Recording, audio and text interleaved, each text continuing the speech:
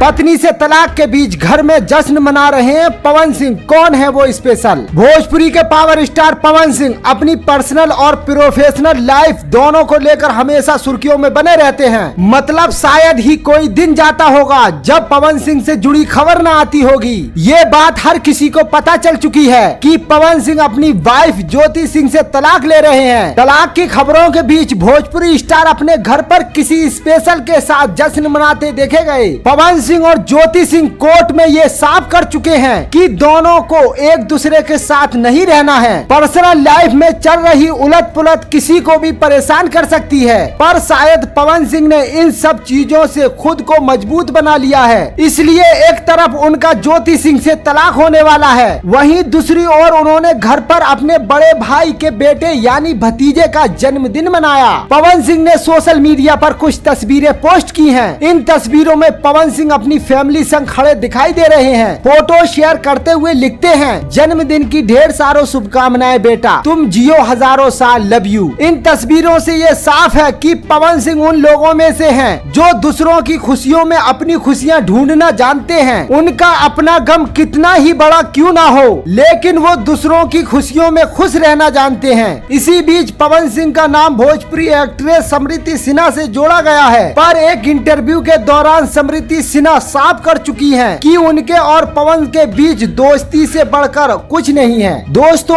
आपको ये न्यूज कैसा लगा कमेंट में जरूर बताएं और भोजपुरी इंडस्ट्री से जुड़ी खबरों के लिए मेरे YouTube चैनल को सब्सक्राइब करना ना भूलें।